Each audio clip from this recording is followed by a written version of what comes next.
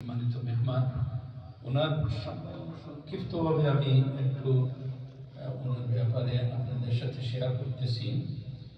ওনার দেশের বাড়ি হলো সিলেট জেলার জকিগঞ্জ থানা।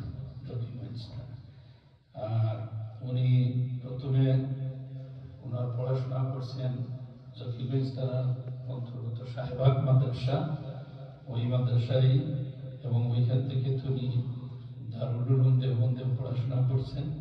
ওইখান থেকে তিনি দাওরায়ে হাদিস করছেন দারুল উলুম দেওবন্দ ইন্ডিয়া। তারপরে বর্তমানে তিনি অনার্স পলিটিক্যাল সায়েন্সের উপরে অনার্স করতেছেন Sylhet Shahjalal university of science and technology, Sylhet, Bangladesh. পাশাপাশি তিনি একটা মাদ্রাসায় খেদমত করতেছেন। তো ওনার কাছ থেকে আমরা ইনশাআল্লাহ মূল্যবান আলোচনা শুনব। আমি অনুরোধ করতেছি আমাদের সম্মানিত মেহমান জনাব মৌলানা হাবিবুর রহমান ভাইকে, হাবিবুর রহমান মাসরুর ভাই, ওনাকে ওনার মূল্যবান বক্তব্য পেশ করার জন্য অনুরোধ করতেছি।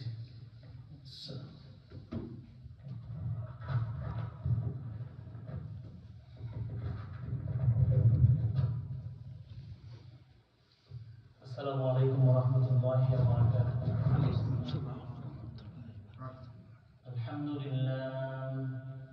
আলহামদুলিল্লাহি নাহমাদুহু ওয়া নাস্তাঈনুহু ওয়া নাস্তাগফিরুহু ওয়া নু'মিনু বিহি ওয়া নাতাওয়াক্কালু আলাইহি ওয়া না'উযু বিল্লাহি মিন শুরুরি আনফুসিনা ওয়া মিন sayyi'ati a'malina. من يهده الله فلا مضل له ومن يضلل فلا هادي له ونشهد أن لا إله إلا الله وحده لا شريك له ونشهد أن سيدنا ومولانا محمدا عبده ورسوله. أما بعد فأعوذ بالله من الشيطان الرجيم. بسم الله الرحمن الرحيم. ومن أحسن قولا ممن دعا إلى الله وعمل صالحا وقال إنني من المسلمين. قال رسول الله صلى الله عليه وسلم: من رأى منكم منكرا فليغيره بيده فإن لم يستطع فبلسانه فإن لم يستطع فبقلبه وذلك أضعف الإيمان. بارك الله تعالى في القرآن العظيم وإيانا ونفعنا بالأحاديث الكريم. محترم হাজিরিন, আল্লাহ রাব্বুল আলামিনের অসংখ্য শুকরিয়া যিনি আমাদেরকে এরকম একটা মজলিসে, একটা ব্যস্ত রাষ্ট্রের মধ্যে এখানে দিনের কিছু কথা শোনার জন্য, বলার জন্য উপস্থিত হওয়ার, জমায়েত হওয়ার, বসার তৌফিক দান করেছেন।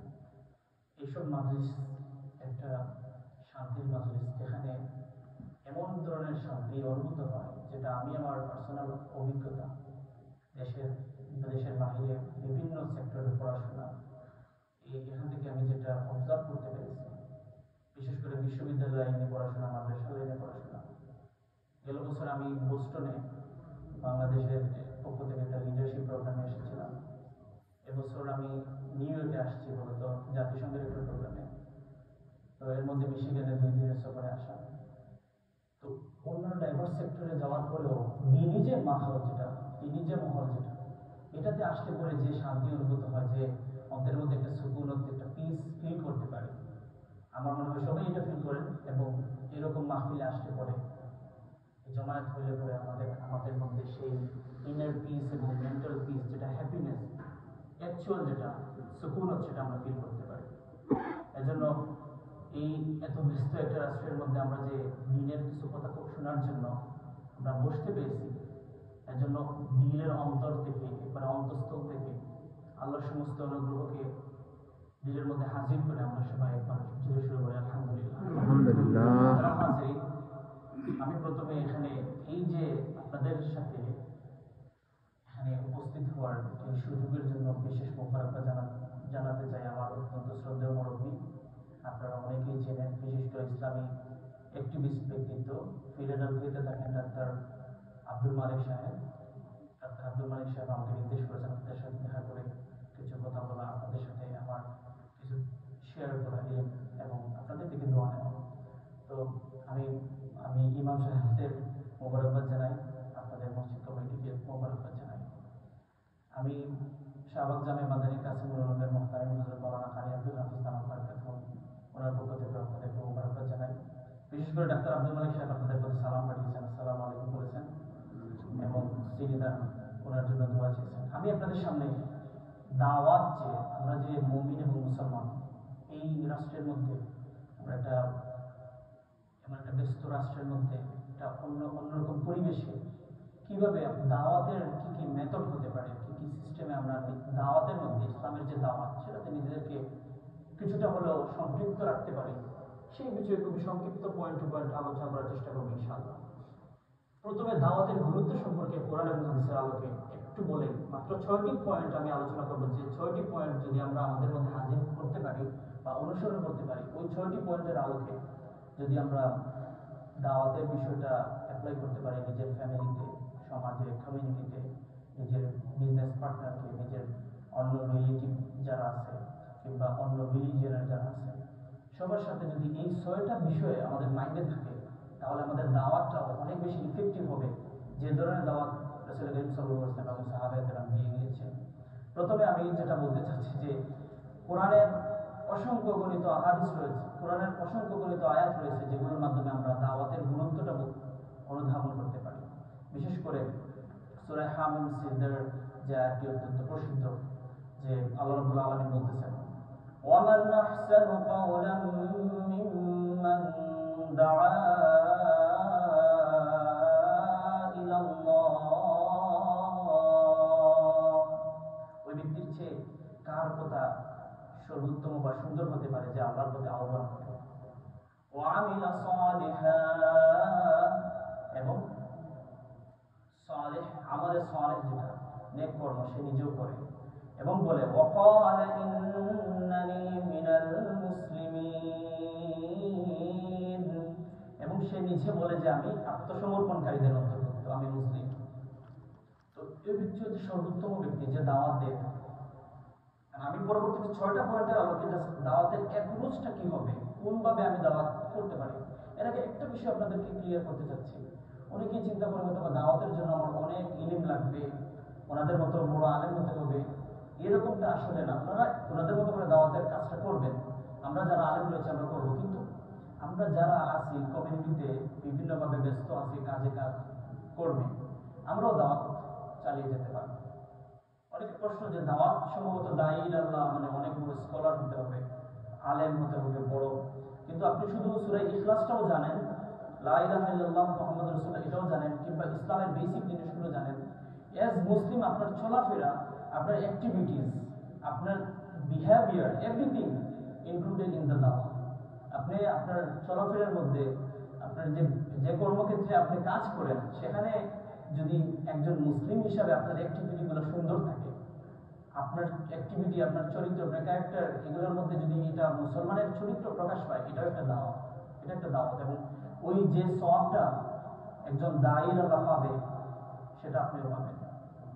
এজন্য যে দায়ী হওয়ার জন্য আপনি যদি ওই কনসেপ্ট থাকে, এই কনসেপ্টটা আমাদের না রাখেও নিজেরা নিজেদের অঙ্গন থেকে যে যে ক্ষেত্রে আছে মুসলিম আমি দায়ী হতে পারবো, শুধু দাওয়াতের যে অ্যাপ্রোচগুলো আছে, যে পদ্ধতিগুলো আছে, সেগুলো যদি আমাদের মাইন্ডে থাকে। এক্ষেত্রে আমি যেটা বলতেছি, দাওয়াতের জন্য যে সবচেয়ে গুরুত্বপূর্ণ যে দুইটা বিষয়, দুইটা ওয়ার্ড, দুইটা শব্দ আছে, একটা হচ্ছে সালাহ, বা এটা হচ্ছে নিজেকে সংশোধন করা বা নিজে সংশোধন হওয়া, এবং ইসলাহ অন্যকে সংশোধন করা। এই দুইটা টার্ম, নিজে সংশোধিত হওয়া, নিজে পরিশুদ্ধ হওয়া এবং অন্যকে সংশোধিত করা। তো দাওয়াতের ক্ষেত্রে এই যে সূরা আসর, যে সূরাটা রয়েছে কোরআনে কারীমের মধ্যে, অত্যন্ত প্রসিদ্ধ সূরা, আমরা সবাই জানি। বিসমিল্লাহির রহমানির রহিম ওয়াল আসর ইন্নাল ইনসানা লাফি খুসর ইল্লাল্লাযীনা আমানু ওয়া আমিলুস সালিহাত ওয়া তাওয়াসাউ বিল হাক্কি ওয়া তাওয়াসাউ বিস সাবর। এই সূরার মধ্যে আল্লাহ রাব্বুল আলামিন বলতেছেন মানুষরা ক্ষতিগ্রস্ত, এরা ক্ষতির মধ্যে আছে, কিন্তু ওইসব মানুষ নয়। 4 ক্যাটাগরি মানুষের কথা বলছেন যে তারা ক্ষতির মধ্যে না। সেই 4 ক্যাটাগরি মানুষের মধ্যে 1 নম্বর হচ্ছে যারা ঈমান এনেছে, এবং দ্বিতীয় হচ্ছে যারা আমালে সালেহ বা সৎকর্ম করে, আর তৃতীয় যে বিষয় সেখানে বলা হচ্ছে ওয়াতাওয়াসাউ বিল হাক্কি, এবং সত্যের দিকে আহ্বান করে, সত্যের দিকে উপদেশ দেয়, এবং ওয়াতাওয়াসাউ বিস সাবর, এবং ধৈর্যের সাথে আহ্বান করে, সৎকর্মের দিকে আহ্বান করে। তো এই যে সূরা, যেটা এই সূরার মধ্যে ইমাম শাফিঈ রাহমাতুল্লাহ বলতেছেন কোরআনে কারীমের কেবল এই সূরাটাই যদি শুধু নাযিল হতো তাহলে মনে হয় এনাফ ছিল। এটা এত গুরুত্বপূর্ণ সূরা। এই সূরার মধ্যে বলা হচ্ছে যে আমরা সত্যের পথে ধৈর্যের সাথে একে অপরকে আহ্বান করা। তো এই ক্ষেত্রে তাফসীর ওসমানীর একটা রেফারেন্সে আমরা যেটা বলতে পারি যে আগেকার যুগে স্কলাররা যখন বসতেন বৈঠকে পড়ে, ওনারা ওঠার সময় সূরা আসর যেটা এটা নিজেরা তিলাওয়াত করে উঠতেন, কারণ এটার মধ্যে ওই উপদেশটা রয়েছে যে আমরা একে অপরকে যেন উপদেশ দিই, একে অপরকে আমরা ভালো পথে আহ্বান করি। তো দাওয়াতের ক্ষেত্রে আমরা কোরআন কারীম থেকে এই আয়াতগুলো পেয়েছি, এবং একটা হাদিস রয়েছে আদ-দীন ওয়ান নাসিহা। আদ-দীন ওয়ান নাসিহা, দিন হচ্ছে নসিহত। এই নসিহতটা আমরা এইভাবে যে আমরা দ্বীনের ক্ষেত্রে নিজেরা পরিশুদ্ধ হওয়া, অন্যদেরকে পরিশুদ্ধ করা। আমি এখন শুধু দাওয়াতের যে গুরুত্ব আপনারা অনুধাবন করতে পেরেছেন। দাওয়াতের ক্ষেত্রে যদি কেউ দাওয়াত না দেয়, আমরা যদি অন্য মুসলিমকে ইনভাইট না করি, নামাজের পথে আসো, আল্লাহর পথে আসো, ফ্যামিলির মানুষকে, বাচ্চা কাচ্চাকে দ্বীনের পথে রাখার জন্য, আপনার বাচ্চা রয়েছে, আপনার ছেলেমেয়ে রয়েছে, তাদেরকে ইসলামিক লাইনে গাইড করা, এটাও একটা দাওয়াত। It's your responsibility. তো এটা যদি আমরা করতে পারি তাহলে আমরা নিজেরা দায়ী। এখন আমি শুধু আলোচনা করবো যে কয়েকটা পয়েন্ট আছে, যে পয়েন্টটা আমি বলবো, এগুলো যদি আমরা মাইন্ডে হাজির রাখতে পারি সবসময়, তাহলে ইনশাআল্লাহ নিজেদেরকে একজন পারফেক্ট দায়ী আমরা বলতে পারবো। তাহলে আমরা ওই 6টা পয়েন্ট আমি একটু আলোচনা করতে চাচ্ছি। সেটা হচ্ছে, প্রথমত আমরা যে কোনো মন্দ কাজকে সেটা ভালো কাজ দ্বারা প্রতিরোধ করার চেষ্টা করতে হবে। একটা খারাপ কাজ হচ্ছে, সেক্ষেত্রে আমরা যেটা করতে পারি যে এই খারাপ কাজের বদলে আমরা একটা ভালো কাজ এখানে দিয়ে বা একটা ভালো কাজ করে সেই জায়গায় আমরা একটা দাওয়া হতে পারি। তাহলে মন্দকে ভালো ধারা প্রতিরোধ করা, এটা হচ্ছে প্রথম একটা অ্যাপ্রোচ, একটা স্ট্র্যাটেজি। এর ক্ষেত্রে কোরআন কারীমের সূরা হামিদ সিজদায় আসছে ওয়ালা তাসতাউল হাসানা ওয়ালাস সাইয়্যিআ ইদফা বিল্লাতী হিয়া আহসান। মন্দ এবং ভালো সমান নয়, আর বলতেছেন ইদফা বিল্লাতী হিয়া আহসান, এবং যেটা মন্দ সেটাকে ভালো কিছু দিয়ে তুমি প্রতিরোধ করো। কিন্তু আমাদের সমাজে যেটা হয় যে আমরা মন্দ কিছু দেখলে দূর দূর সিসি, এরকম আমাদের অ্যাপ্রোচ। এটা যেন না হয়, ভালো ওয়েতে, in a good manner, in a good ওয়েতে আমরা যদি আগাই, তাহলে সেটা প্রকৃত অর্থে দাওয়া হবে, যে দাওয়ার জন্য আমরা ফজিলত এবং বরকত পাবো, এবং একজন মুসলিম হিসেবে আমাদের রেসপন্সিবিলিটিটা ইমপ্লিমেন্ট হবে, অ্যাপ্লাই করা হবে। তো এই ক্ষেত্রে রাসূল কারীম সাল্লাল্লাহু আলাইহি ওয়াসাল্লামের যুগে একজন বেদুইন মসজিদের মধ্যে এসে পেশাব করেছে। তো সাহাবায়ে কেরাম একটু দূর দূর সিসি এরকম একটা করছেন যে এটা এরকম কেন করতেছ। তো রাসূল বলতেছেন তাকে এটা করার প্রয়োজন নাই, এরকম ধমক দেওয়ার প্রয়োজন নাই, বরং এখানে একটু পানি ঢেলে দেওয়া হবে, পরিষ্কার করে নিয়েছেন। তারপরে তাকে ডাক দিয়েছেন রাসূল সুন্দরভাবে। সে আসার পরে তাকে বললেন যে এটা মসজিদ, এখানে নামাজ পড়ার জন্য, এখানে একটা পবিত্র স্থান, এখানে এভাবে অপবিত্র করা ঠিক না। এবং সাহাবায়ে কেরামকে ডাক দিয়ে বললেন রাসূল সাল্লাল্লাহু আলাইহি ওয়াসাল্লাম যে ফাইন্নামা বুইসতুম মুয়াসসিরিন ওয়া লাম তুআসসিরু মুআসসিরিনা, অর্থাৎ তোমাদেরকে প্রেরণ করা হয়েছে সহজ করার জন্য, তোমরা কঠিন করিও না।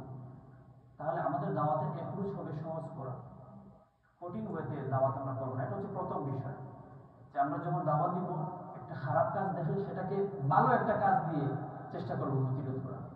এটা হচ্ছে একটা অ্যাপ্রোচ, আমরা এটা ফলো করতে পারি। এবং 2 নম্বর হচ্ছে, যেটা কোরআন কারীমের আয়াত থেকে ডিরেক্টলি আসছে, যে প্রজ্ঞাপূর্ণ আচরণ এবং সুন্দর উপদেশ দেওয়া। অর্থাৎ আমাদের দাওয়াতের ভাষা হবে প্রজ্ঞাপূর্ণ হিকমতের সাথে এবং ভাষাটা হবে সুন্দর।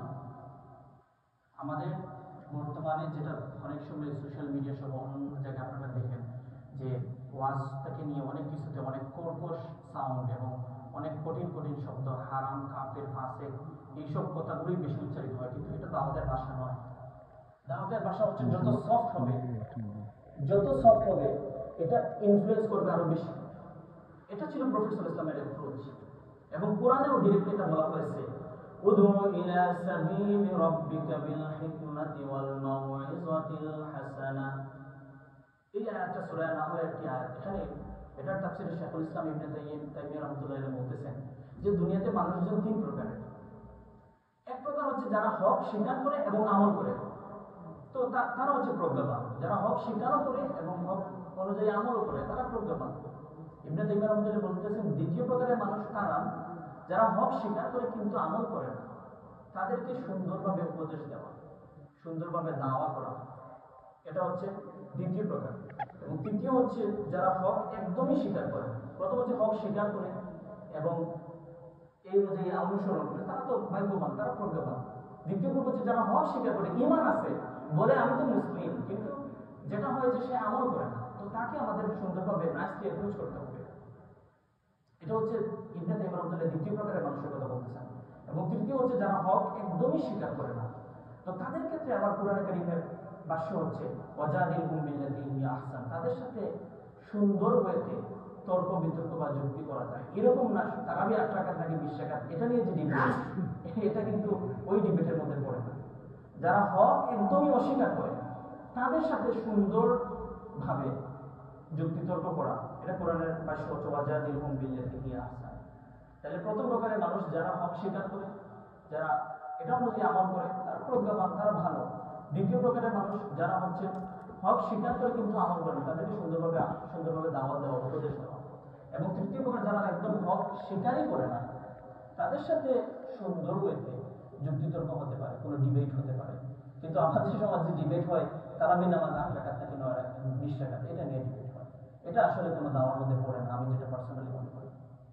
এখন হচ্ছে এবং ইবনে তাইমিয়া রাহমাতুল্লাহ আলাইহি যেটা বলছেন, এই তিন ধরনের মানুষকে ক্যাটাগরি করে এই আয়াতের ব্যাখ্যা তিনি বলতেছেন যে এখানে তৃতীয় গ্রুপ যারা একদম হক স্বীকারই করে না, তাদের সাথে তর্ক বিতর্ক করা যেতে পারে। Except the other two kinds of people, যারা হক স্বীকার করে, যারা আমল করে, তাদের সাথে তো দাওয়ার বিষয় এতটা নাই। সেকেন্ড যারা হক স্বীকার করে আমল করে না, তাদের সাথে দাওয়ার বিষয় আছে। এবং আমরা যেটা প্রথম যে অ্যাপ্রোচ সেটা হচ্ছে মন্দকে ভালো কাজ দিয়ে প্রতিরোধ করা, এটা হচ্ছে একটা দাওয়া। যে ক্ষেত্রে আমি একটা হাদিস যদি আপনাদের সামনে বলতে চাই, অনেকেই জানেন এই হাদিসটি, মান রাআ মিনকুম মুনকারান ফালিয়ুগাইয়িরহু বিয়াদিহি। তোমরা যখন কোনো একটা খারাপ কাজ দেখো, তখন সামর্থ্য থাকলে সেটাকে হাত দিয়ে বা তোমার শক্তি দিয়ে, এখানে শক্তির কথা, বিয়াদিহির মিনিং অনেকে শক্তি নিয়ে থাকে, শক্তি দিয়ে এটাকে প্রতিরোধ করো। ফাইলাম ইস্তাতিফ ফাবিলিসানি, যদি না পারো তাহলে তোমার জবান দ্বারা, তোমার ল্যাঙ্গুয়েজ দ্বারা, তোমার লেখা দ্বারা, রাইটিং বা তোমার সেন্টেন্স বা স্পিকিং হতে পারে। অথবা ফাইলাম ইস্তাতিফ ফাবিল কলবি, যদি তুমি না পারো তাহলে অন্তর দিয়ে ঘৃণা করো। ওযালিকা আযাবুল ঈমান, এটা যদিও নিম্ন স্তরের একটা দাওয়া, কিন্তু এটা নিম্ন স্তরের একটা প্রতিরোধ করা বা ঈমানের একটা নিম্ন স্তরের, কিন্তু এটাও আমরা করতে পারি। একটা খারাপ কাজ দেখতেছি আমাদের এই সোসাইটিতে বা এইসব কান্ট্রিতে, কমিউনিটিতে অনেক খারাপ কাজ আমরা দেখবো, অন্তত অন্তর নিয়ে যদি আমরা ঘৃণা করি, তাহলে এটা একটা দাওয়া হবে। এবং আল্লাহ যে আমাদেরকে পাঠিয়েছেন তার একজন রেসপন্সিবল পার্সন হিসাবে, তার যে একজন প্রতিনিধি সবাই, সেটা আমরা অন্তত কিয়ামতের ময়দানে এটুকু বলতে পারবো যে একটা খারাপ কাজ আমরা দেখেছিলাম, এটাতে আমরা ঘৃণা অন্তত করতে পেরেছি, যেটা আমাদের সামর্থ্যের মধ্যে ছিল। তাহলে প্রথম যে অ্যাপ্রোচ সেটা হচ্ছে মন্দ জিনিসকে ভালো দ্বারা প্রতিরোধ করা। একটা জিনিস মন্দ হচ্ছে, সেই জায়গায় আমরা চেষ্টা করবো ভালো কিছু করা। একটা জায়গায় গান হচ্ছে, এখন দেখা গেলো এখানে অত্যন্ত চরম পন্থা অ্যাপ্লাই করে এখানে ভেঙে চুরে সবকিছু করে আরেকটা ফাঁসার সৃষ্টি করলাম। এটা না করে হয়তো একটা জায়গায় গান হচ্ছে, আরেকটা পাশে একটা তাফসীর মাহফিল দিয়ে দিলেন পরে, এটা হতে পারে, এটা একটা অ্যাপ্রোচ হতে পারে। দ্বিতীয় হচ্ছে অত্যন্ত প্রজ্ঞাপূর্ণ এবং অত্যন্ত সুন্দর উপদেশ দিয়ে দাওয়া দেওয়া, যেটা কোরআনে কারীমের মধ্যে আসছে, উদউ ইলা সাবিলি রাব্বিকা বিল হিকমাতি ওয়াল মাউইযাতিল হাসানাহ। এবং তৃতীয় যে অ্যাপ্রোচ সেটা হচ্ছে লক্ষ্যে সবসময় স্থির থাকা। লক্ষ্যে স্থির থাকা অর্থাৎ আমাদের লক্ষ্য হচ্ছে দাওয়াত তো দিব আমরা অন্যকে বা আমার ফ্যামিলিকে, এটা শুধু আল্লাহর সন্তুষ্টির জন্য, এখানে অন্য কোনো ইন্টেনশন যেন না থাকে। রাসূল করিম সাল্লাল্লাহু আলাইহি ওয়াসাল্লাম সমস্ত আম্বিয়া এবং রাসূল যারা ছিলেন তাদের ভাষ্য এরকমটা ছিল। কোরআন কারীমের মধ্যে আসছে, ওমা আসআলুকুম আলাইহি মিন আজরিন ইন আজরিয়া ইল্লা আলা রাব্বিল আলামিন। সমস্ত রাসূল বা নবী যারা ছিলেন তারা তাদের কমিউনিটিকে বলতেন যে আমি তো তোমাদেরকে আল্লাহর দিকে আহ্বান করতেছি কোনো আজর পাওয়ার জন্য নয়, আমার আজর তো একমাত্র কোনো আমার প্রতিদান তো একমাত্র আল্লাহ রাব্বুল আলামিন দিবেন।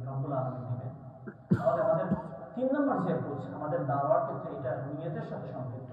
সবসময় এটা প্রতিদানটা আল্লাহর কাছে চাইতে হবে। এমন না যে আমি দায়ী এবং আমি অনেক বড় ব্যক্তি অথবা আমি একজনকে কমিউনিটির মানুষজন জানবে যে আমাকে মানুষজন ওই রকম ভাবে জানে যে সে মানুষকে ভালো পথে আহ্বান করে, এটা না, আল্লাহর কাছ থেকে বেনিফিট পাওয়ার আমরা চিন্তা করবো।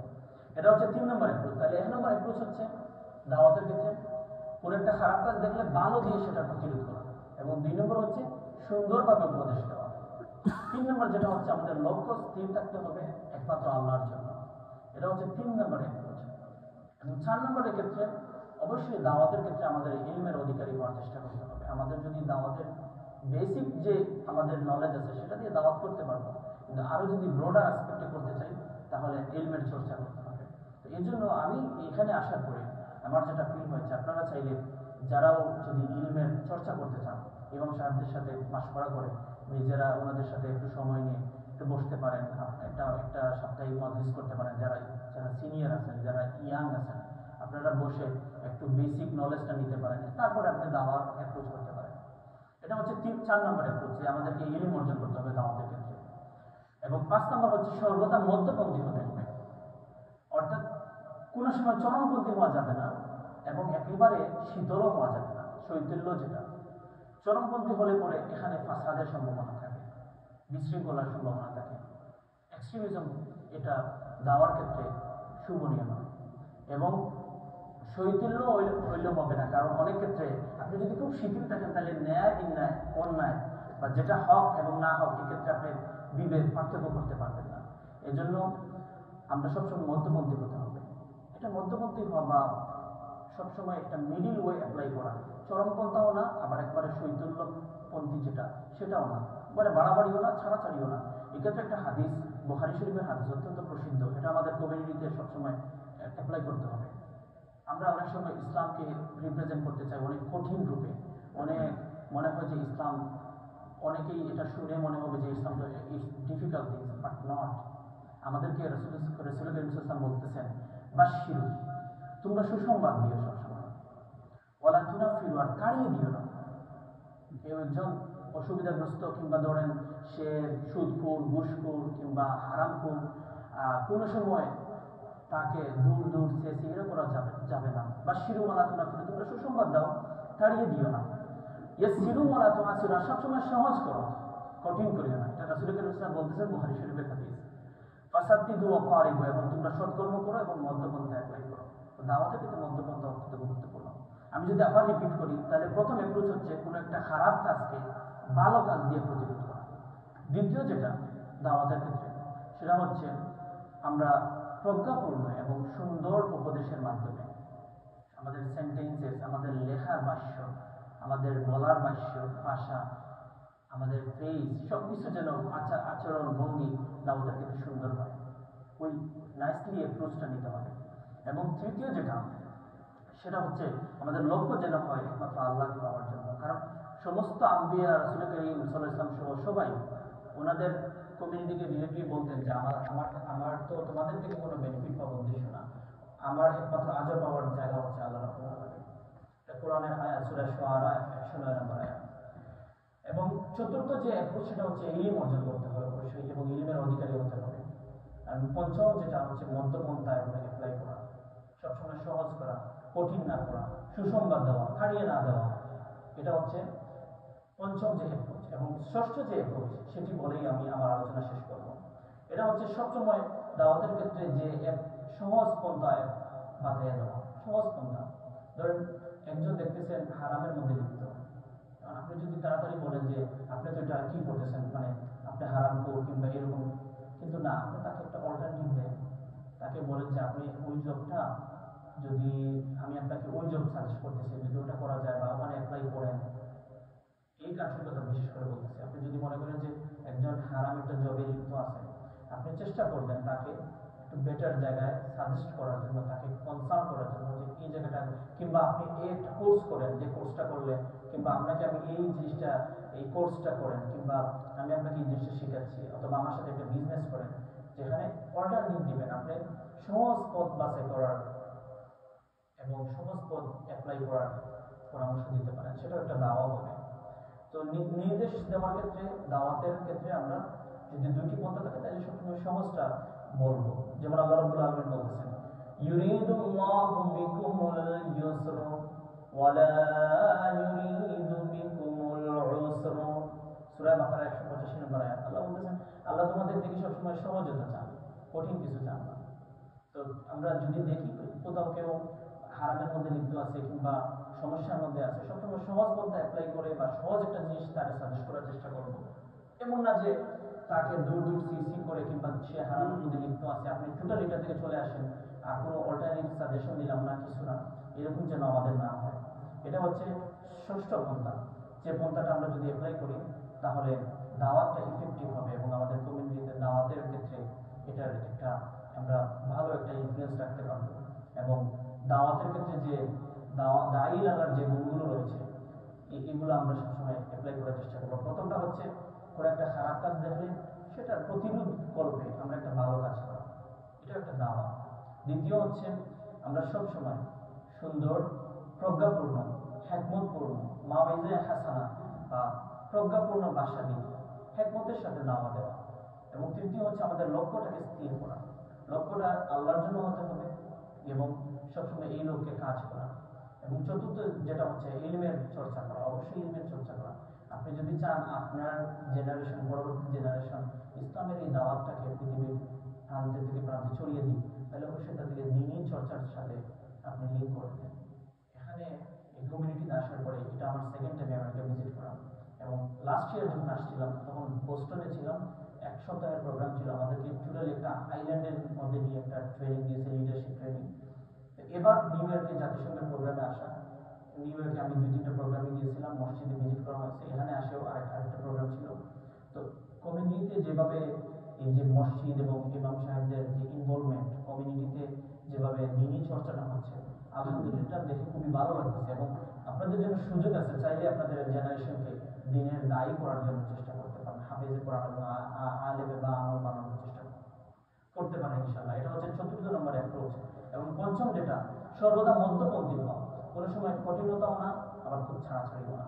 এবং ষষ্ঠ যেটা 6 নম্বর এবং লাস্ট পয়েন্ট আমি যেটা বলতে চাচ্ছি, যে সহজ পথ বাছাই করে দেওয়া, সহজ একটা ওয়ে তাকে সবসময় বাতলে দেওয়া, যে এইভাবে তুমি এটা খারাপের দিকে চলে যাচ্ছ, তোমাকে আমি মনে করি এটা করলে ভালো হয়, এরকম, এটা তোমার জন্য ভালো হবে, বা হারাম থেকে তুমি চলে আসতে পারবে, সহজ পন্থা অ্যাপ্লাই করা। এটা হচ্ছে ইসলামের দাওয়াতের ক্ষেত্রে বেসিক যে বিষয়গুলো আমরা সবসময় ফলো করার চেষ্টা করবো ইনশাআল্লাহ। এবং এইসব কান্ট্রিতে দাওয়াতের যে ফজিলত অত্যন্ত বেশি, কারণ আপনার আমার মাধ্যমে যদি ইসলামের সৌন্দর্য এবং মাহাত্ম্য সমাজের মধ্যে ছড়িয়ে যায়, কমিউনিটির মধ্যে ছড়িয়ে যায়, এবং এর মাধ্যমে যদি ইসলামের মাহাত্ম্য সব থেকে প্রকাশ পায়, মানুষজন ইসলাম অ্যাকসেপ্ট করে, সবচেয়ে বড় কথা হচ্ছে নিজের ফ্যামিলিতে, সমাজে, নিজের ভাই ভাতিজা জেনারেশন যারা আছে, ছেলে মেয়ে, তাদেরকে তাদেরকে আগে ইসলাম করা, এটা আমরা অবশ্যই করবো, তাইলে এটা সবচেয়ে বড় দাওয়া। এজন্য আমরা চেষ্টা করবো এই যে 6টা পয়েন্ট, সেটার আলোকে দাওয়াতের যে গুরুত্ব এবং ফজিলতটাকে আমরা নিজেদের মধ্যে অ্যাপ্লাই করা ইনশাআল্লাহ। আল্লাহ রাব্বুল আলামিন আমাদের সবাইকে তৌফিক দান করুন। এবং এই মসজিদ কমিটিকে মোবারকবাদ জানাচ্ছি। এই সংক্ষিপ্ত সময়ে আমি আগামী এই রাতেই ফ্লাইট করে কালকে নিউ ইয়র্ক থেকে বাংলাদেশে চলে যাব। তো আমরা ইনশাআল্লাহ যদি সামনে সময় হয় তাহলে লম্বা অন্য কোনো বিষয়ে আলোচনা হবে। আর আমি আপনাদের প্রতি কৃতজ্ঞতা জানাই। আমার বাড়ি হচ্ছে জকিগঞ্জ, গঙ্গাজল, এবং এসে অনেক পরিচিত মানুষজনকে পেয়ে গেলাম, বিশেষ করে আমাদের জকিগঞ্জ সোসাইটির সম্মানিত সভাপতি জনাব শফিক সাহেব, ওনাকে পেয়ে গেলাম, এবং হজরতরা আছেন, আরও অনেক পরিচিত পেয়ে গেছি। সবার প্রতি মোবারকবাদ জানাই। দেশ থেকে আসছি, একটা জিনিস লাস্ট বলবো, যে আমরা অনেক সময় অনেক ডিজাস্টার, অনেক আপনার ফ্লাড এবং ক্রাইসিস সিচুয়েশনে আপনাদের রেসপন্স পাই, বন্যার এবং আরও অনেক কিছু কোভিডের সময় এবং মাদ্রাসা, মসজিদ, ইয়াতিমখানা সহ বিভিন্ন কিছুতে আপনারা ফান্ডরাইজ করেন, ডোনেট করেন। এই জন্য আপনাদের প্রতি কৃতজ্ঞতা জানাই। আমরা দেখি এবং সমাজের মানুষজন আপনারা এই কান্ট্রিতে আসার পরেও যে এই দেশের প্রতি এবং দেশের প্রতি, সমাজের প্রতি যে দায়িত্ববোধ, ইনশাআল্লাহ আপনাদের আল্লাহ আজর দান করবেন, সওয়াব দান করবেন। আপনাদের মোবারকবাদ জানাচ্ছি। আসসালামু আলাইকুম ওয়া রাহমাতুল্লাহ।